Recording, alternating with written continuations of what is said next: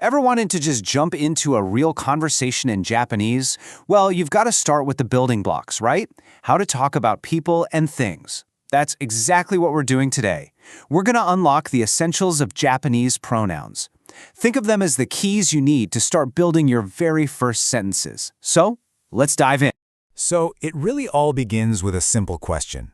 How do you even say things like I, you, he, she, or point and say this or that? Getting this down is like the first giant leap on your language journey. And you know what? It's probably a lot easier than you're imagining. Okay, here's our game plan.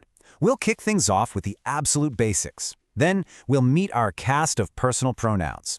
After that, we are going to tackle that infamous ha versus ga puzzle.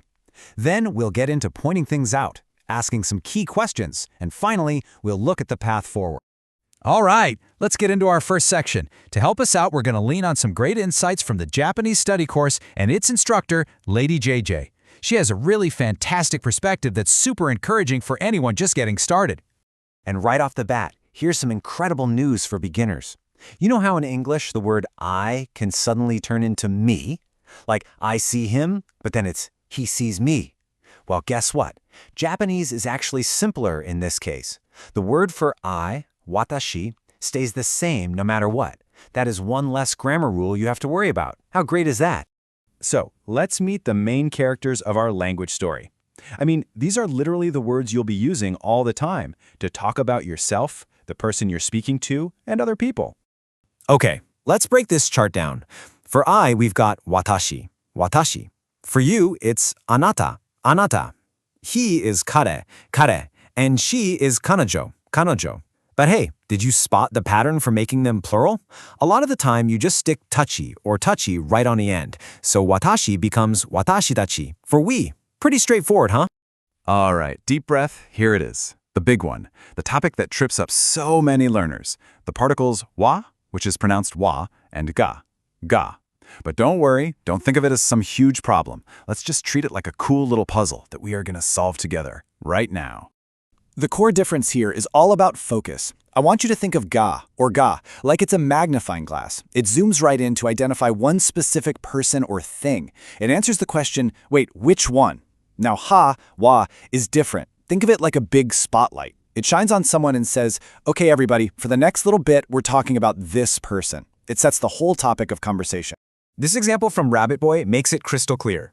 So picture this, you're in a crowded room. Someone walks in and asks, hey, who here is Rabbit Boy? To single yourself out from everyone else, you would use ga. You'd say, watashi ga rabbit desu. Watashi ga rabbit desu. It's like saying, out of all these people, I'm the one who is rabbit.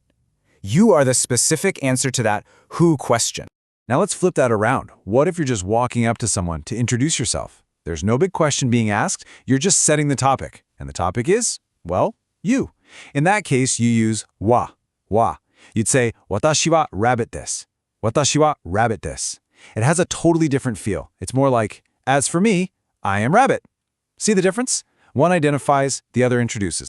And this just nails the nuance. Saying Lady JJ ga points her out specifically. It's like saying, she's the one who is my Japanese teacher. But saying Lady JJ wa brings her up as the topic of conversation. Hey, let's talk about Lady JJ for a sec. She's my Japanese teacher.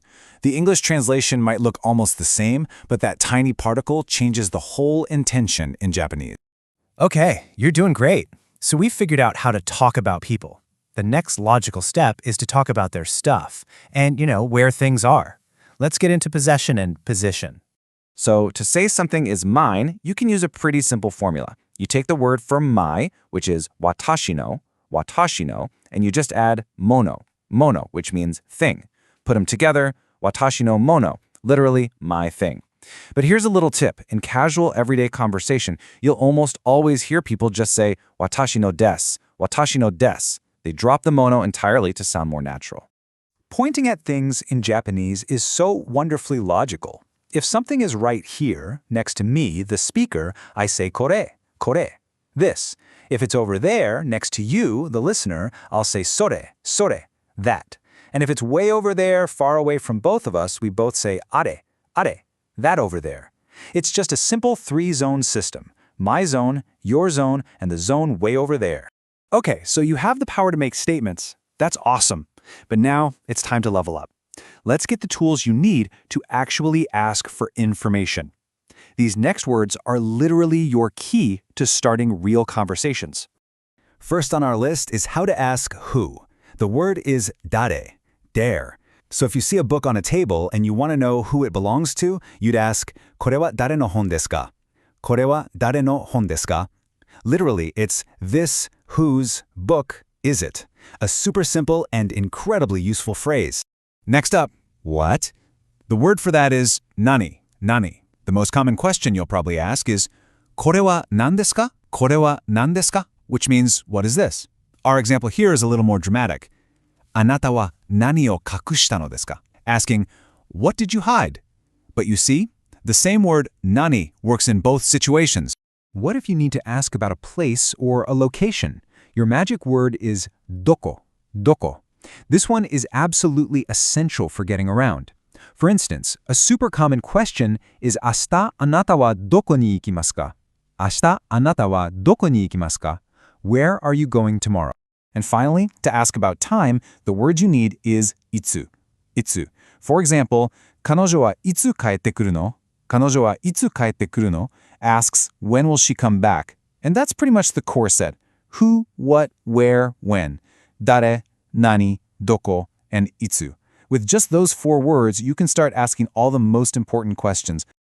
And just like that, we've gone through a whole tour of the fundamentals of Japanese pronouns. So before we finish up, let's just do a super quick recap of the key takeaways from all this. So remember this. Japanese pronouns are, in some ways, easier than English ones because they don't change their shape. That big puzzle of wa versus ga, it's all about topic versus subject. Wa for the topic, ga for the specific identifier. Pointing is a piece of cake. Kore, sore, are. And those question words, they are your golden ticket to starting real interactions. You now have the actual vocabulary to introduce yourself, point to an object, and ask a question. These are the little sparks that light the fire of a real conversation. So now that you have the basics down, what's the first thing you want to say in Japanese?